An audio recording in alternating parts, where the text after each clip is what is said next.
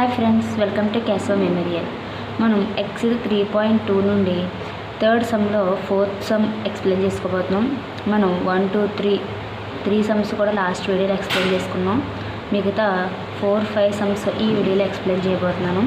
దాంట్లో fourth sum, the taxi charge in a city consisting of a fixed charges together with the charge for the distance covered. For a distance of 10 kilometers, the charge paid is 105 rupees and the charge per kilometer. How much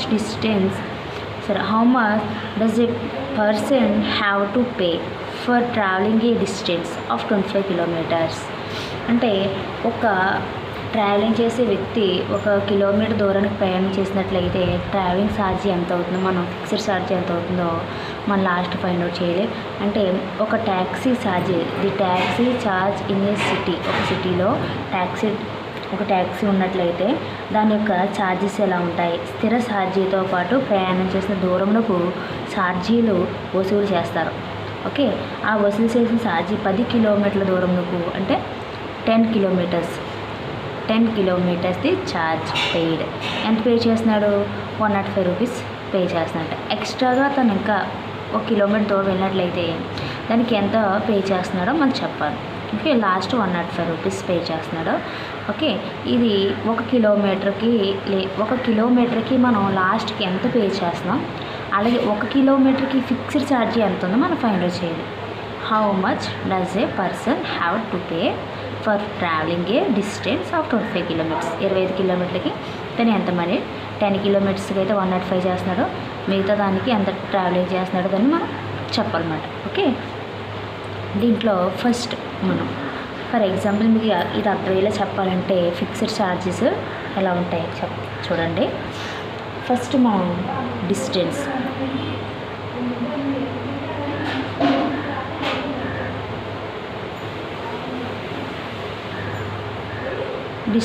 ఇది distance అనుకున్నాం.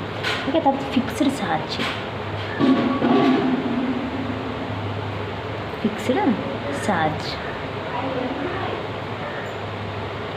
తర్వాత per kilometre, 1 కిలోమీటర్కి టోటల్గా money ఎంత pay చేస్తున్నాం, చూడండి. ఈ విధంగా మీకు బాక్స్ ఇస్తే చక్కగా అర్థమవుతుంది. ఓకే, ఇది విధంగా మీకు అర్థమవుతుంది. ఓకే, ఫస్ట్ మనం ఫర్ ఎగ్జాంపుల్ డిస్టెన్స్ 1 కిలోమీటర్, డిస్టెన్స్ని కిలోమీటర్లో చెప్పుకుంటాం. 1 కిలోమీటర్ అనుకున్నాం. 1 కిలోమీటర్కి ఫిక్స్డ్ ఛార్జ్ 5 రూపీస్ ఉన్నాయనుకుందాం. అండ్ పర్ కిలోమీటర్స్కి 10 రూపీస్ తీసుకుంటున్నాడు ఛార్జీ ట్యాక్సీ డ్రైవర్. టోటల్గా ఎంత అయింది మొత్తం ఫిక్స్డ్ ఛార్జీకి అండ్ 1 కిలోమీటర్ ట్రావెలింగ్ చేయడానికి ఒక వ్యక్తికి 15 రూపీస్ మనీ పే చేసి వస్తుంది. ఇదే 2 కిలోమీటర్స్ అయితే ఫిక్స్డ్ ఛార్జీ మాత్రం 5 రూపీస్ అనేది ఫిక్స్డ్ ఛార్జ్ అనేది మాత్రం 5 రూపీస్ ఉంటుంది. 2 కిలోమీటర్స్కి 5 రూపీస్ ఫిక్స్డ్ ఛార్జ్ అయితే అండ్ పర్ కిలోమీటర్కి 10 రూపీస్ అయితే 2 కిలోమీటర్లకి ఇంకొక 10 పెరుగుతుంది, అంటే 20 అవుతుంది. ఇంకొక 10 పెరిగి 20 అవుతుంది. అక్కడ ఎంత అవుతుంది? ఇక్కడ మొత్తం ఈ 20 + 5 25 రూపీస్ పే చేసి వస్తుంది. అలాగే 3 కిలోమీటర్స్ ట్రావెల్ చేసినట్లయితే ఫిక్స్డ్ ఛార్జీ 30 రూపీస్ అవుతుంది, అంటే 35 రూపీస్ పే చేస్తుంది. ఈ విధంగా ఫిక్స్డ్ ఛార్జెస్ అనేవి అండ్ ట్రావెలింగ్ చేసిన కిలోమీటర్ ఛార్జెస్ ఈ విధంగా ఉంటాయి. అంటే మన ఎగ్జాంపుల్స్గా తీసుకుని 5 అనేది 10 అనేది మన ఎగ్జాంపుల్ కింద చూపించుకున్నాం. ఓకే, ఇది మీకు అర్థమవడం గురించి అంతే. ఈ విధంగా ఉంటుంది. ఓకే, ఇప్పుడు చూద్దాం. ఫిక్స్డ్ ఛార్జీ మనకు తెలియదు, ఎంతో తెలియదు కాబట్టి సొల్యూషన్ ఫిక్స్డ్ ఛార్జీ తెలియదు కాబట్టి మనం X రూపీస్ అనుకున్నాం. తర్వాత ట్రావెలింగ్ అంటే charge for kilometre, charge per kilometre, 1 కిలోమీటర్కి Y అనుకున్నాం. ఇది కూడా మనకు తెలియదు. 1 కిలోమీటర్కి ఫిక్స్డ్ ఛార్జీ తెలియదు, అలాగే ఛార్జ్కి ఎంత 1 కిలోమీటర్కి ఎంత ఛార్జ్ చేస్తున్నది తెలియదు, ఫిక్స్డ్ ఛార్జ్ కూడా ఎంత తెలియదు. కాబట్టి X Y మనం అనుకున్నాం. ఇప్పుడు the distance for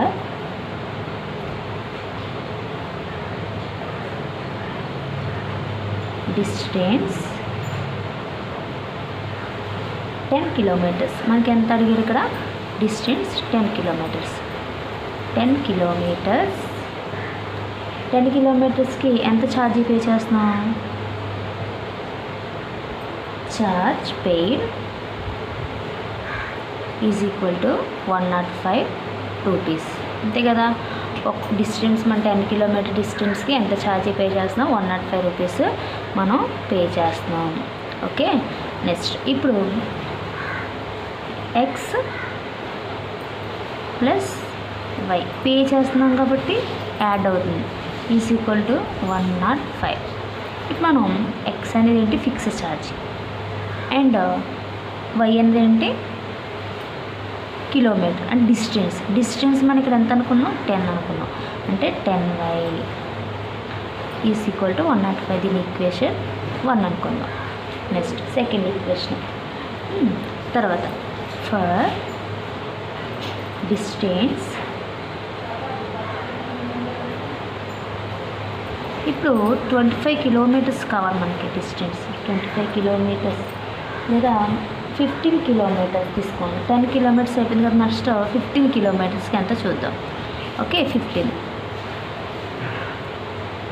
kilometers కావాలి మనకు నెక్స్ట్. ఎందుకంటే నెక్స్ట్ 15 kilometers అడిగారు కదా మన క్వశ్చన్లో. 15 kilometersకి ఎంత ఛార్జీ పే చేస్తుందో చెప్పాలి. ఓకే. 15 kilometers. 15 kilometersకి ఎంత charge? Charge paid is equal to 15 kilometersకి ఎంత ఛార్జ్ పే చేస్తున్నాం? 155 రూపీస్ పే చేస్తున్నాం. 155 రూపీస్ పే చేస్తున్నాం. దీన్ని ఎలా రాసుకోవచ్చు? X plus 15y is equal to 155. దీన్ని ఈక్వేషన్ 2 అనుకుందాం. మనకి ఎక్స్ కావాలి కాబట్టి ఈక్వేషన్ 1 తీసుకుందాం. ఈక్వేషన్ 1 ఏముంది? X plus 10y is equal to 105. Okay. X is equal to 105. ఇటు సైడ్కి వస్తే మైనస్ 10y. ఇది ఈక్వేషన్ 3 అనుకుందాం. ఇది ఎక్స్ వాల్యూ. ఎక్స్ వాల్యూని తీసుకెళ్ళి మనం ఈక్వేషన్ 1లో తీసుకున్నట్లయితే మనకి ఒక వాల్యూ అనేది వస్తుంది. ఎక్స్ వాల్యూ ఇన్ ఈక్వేషన్ 1లో తీసుకున్నట్లయితే ఈక్వేషన్ 1 ఏమన్నా మనకి x plus 10y is equal to 105. X అంటే మనకి 105 minus 10y plus 10y is equal to 105. Okay. ఇది x value. Sorry 15y. X value already ఎక్స్నే కదా మనం తీసుకున్నాం. ఎక్స్ వాల్యూ ఇందులో కాకుండా ఎక్స్ వాల్యూ 2లో తీసుకున్నాం. ఎక్స్ వాల్యూ ఎందుకంటే మనం తీసుకున్నది ఈక్వేషన్ 1 ఉంది కదా. కాబట్టి ఈక్వేషన్ 1 తీసుకున్నాం కాబట్టి మనం ఈ ఈక్వేషన్ మళ్ళీ 2లో తీసుకోవాలి. ఓకే. ఎక్స్ వాల్యూ ఇది 15y. తర్వాత 155 ఇది ఈక్వేషన్ 2 నుండి తీసుకున్నామంట. ఇక్కడ మనకి సింప్లిఫై చేసుకోవాలి.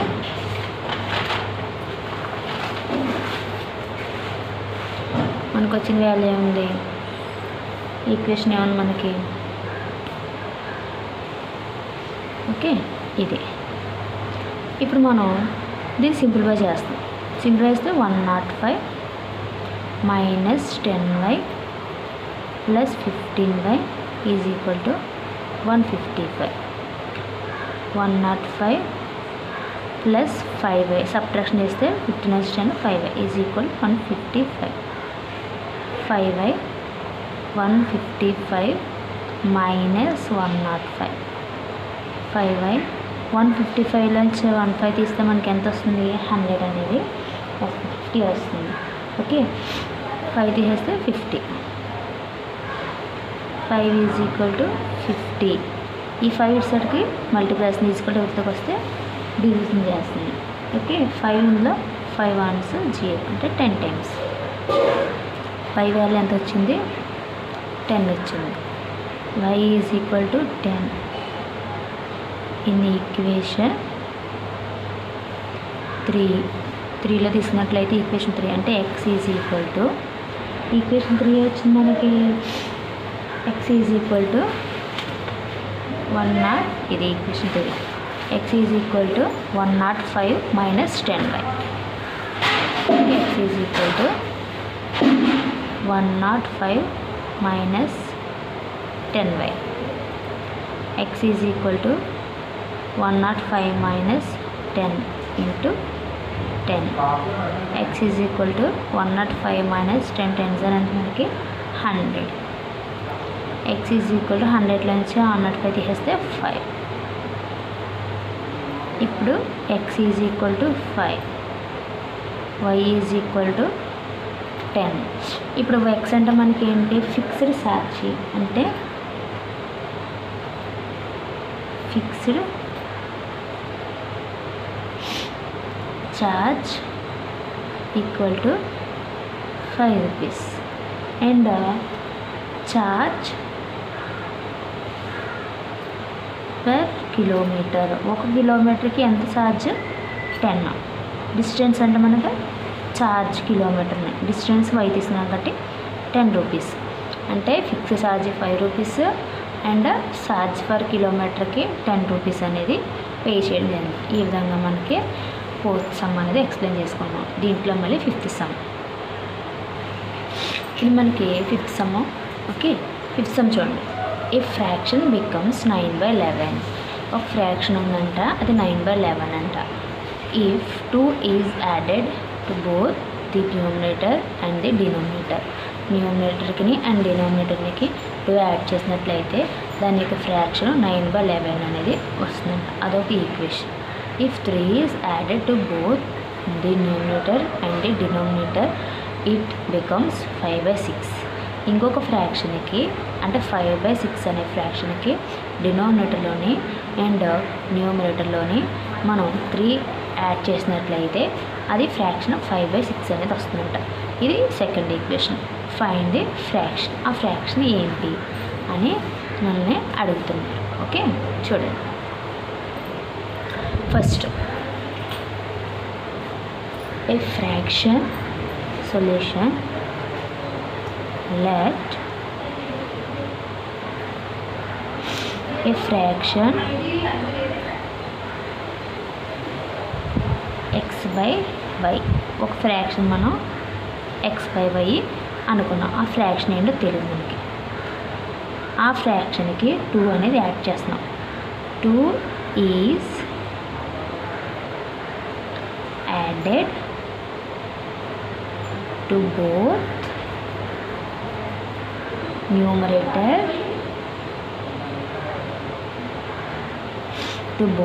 numerator and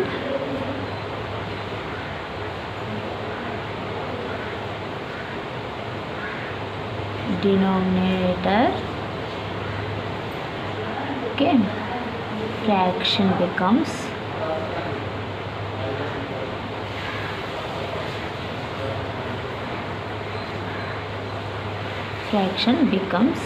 అదేంటి 9/11. 2 యాడ్ చేసినట్లయితే, 2 యాడ్ చేసినట్లయితే అది బోత్ సైడ్ రెండు వైపులో కూడా యాడ్ చేసినట్లయితే న్యూమరేటర్కి డినోమినేటర్కి 9/11 అనేది వస్తుంది.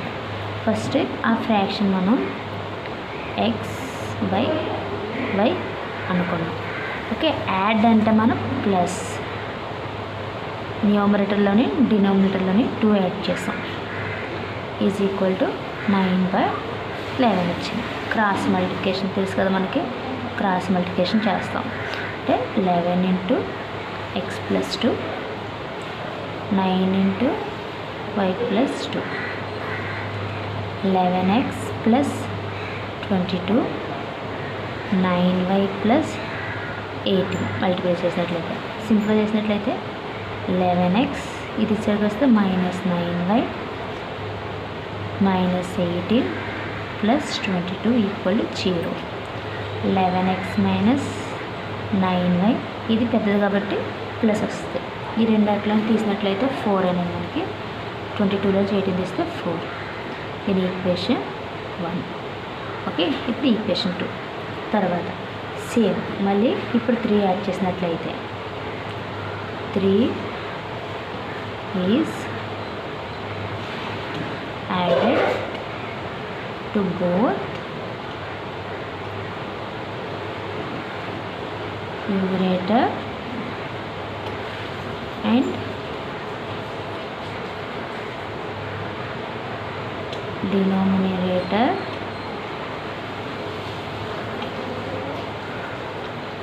fraction becomes ఎంత మనకి ఫ్రాక్షన్ అనేది మనకి ఇలా యాడ్ చేసినట్లయితే 5/6 అండి. 5/6. ఓకే, నెక్స్ట్ ఇప్పుడు ఫ్రాక్షన్ అనేది x/y. ఇప్పుడు డినామినేటర్ 3 అనేది యాడ్ చేసాం అంటే 5/6 క్రాస్ మల్టిప్లికేషన్. ఇప్పుడు 6 into x plus 3, 5 into y plus 3, 6x plus 18, 5y plus 15. Simplify చేసినట్లయితే 6x minus 5y minus 15 plus 18 is equal to 0. Okay, simplify తీసినట్లయితే ఈ రెండు దాంట్లో నుంచి మనం ఒక దాంట్లో నుంచి తీసినట్లయితే 50 and y.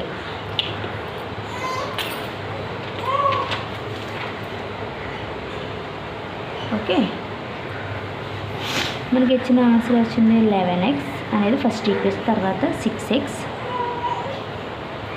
Minus 5y minus 15లోంచి 18 తీసినట్లయితే మనకి ఎంత వస్తుంది ప్లస్ 3 ఈజ్ ఈక్వల్ టు 0. దీని ఈక్వేషన్ 2 అనుకుందాం. ఓకే, దీని ఈక్వేషన్ 2. ఇప్పుడు ఎక్స్ వాల్యూ కావాలంటే ఈక్వేషన్ 1 నుండి ఈక్వేషన్ 1. ఈక్వేషన్ 1 ఏమన్నా మనకి 11x minus 9y plus 4 is equal to 0. మనకి ఎక్స్ కావాలి కాబట్టి ఇటు సైడ్ ట్రాన్స్ఫర్ చేసినట్లయితే 4 plus 9y minus 4 X is equal to minus 4 plus 9y by 11. ఇది x value. Okay, X value. ఈ ఎక్స్ వాల్యూని మనం ఈక్వేషన్ 2లో తీసుకోవాలి. ఎక్స్ వాల్యూ ఇన్ ఈక్వేషన్ 2 ఏమన్నా మనకి 6x minus 5y plus 3 is equal to 0. 6 into minus 4 plus 9y by 11 plus minus 5y plus 3 is equal to 0. సింపుల్గా చేసినట్లయితే మనకి ఎల్సిఎం చేసినట్లయితే 6 4s minus 24 plus 6 9s 54y by 11 minus 5y plus 3 is equal to 0. Plus 3 is equal to 0. Okay, ఇప్పుడు minus 24 LCM చేస్తే ఇక్కడ ఏవి లేకపోతే 1 ఉన్నట్టే. Minus 24 plus 54y whole by 11. ఇది 1 టైం పోయింది. తర్వాత మైనస్ 5 ఇందులో 1 టైం పోతుంది అంటే 50. 11 ఇందులో ఎన్సర్ పోతుంది 55y. ఓకే, ఈ 3ని ఇటు సైడ్ ట్రాన్స్ఫర్ చేసినట్లయితే minus 3 minus 24 plus 54y minus 55y is equal to 11 ఇటు సైడ్ మల్టిప్లై చేస్తుంది కదా మైనస్ 33 ఇందులో తీసేసినట్లయితే minus y minus 33 plus 24 minus y is equal to minus subtraction ఇచ్చినట్లయితే 9. మైనస్ మైనస్ క్యాన్సిల్ అయిపోయింది. y వాల్యూ 9 అనేది వచ్చింది. y value 9. ఈ y వాల్యూని తీసుకెళ్ళి మనం ఎక్స్లో తీసుకున్నట్లయితే y is equal to 9 in equation X. In equation ఎక్స్లో తీసుకున్నట్లయితే మనం ఎక్స్ వాల్యూ ఏమన్నా మనకి x is equal to -4 + 9y / 11. X is equal to -4 + 9 × 9 / 11. Okay, మళ్ళీ x is equal to -4 9 9s 81 / 11. X is equal to ఈ రెండు 81లో 4 తీసినట్లయితే 77 / 11.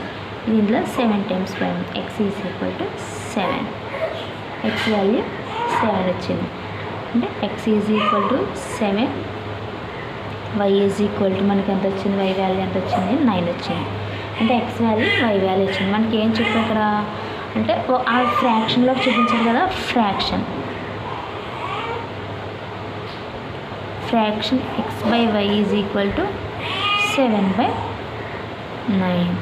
ఓకే ఫ్రెండ్స్, ఈ నా క్లాస్ కనుక మీకు అర్థమైనట్లయితే షేర్ చేయండి, సబ్స్క్రైబ్ చేయండి. నా క్లాస్ మీరు కనుక రీచ్ అవ్వాలంటే తప్పనిసరిగా గంట సింబల్ మీద క్లిక్ చేయండి. Thank you all of you.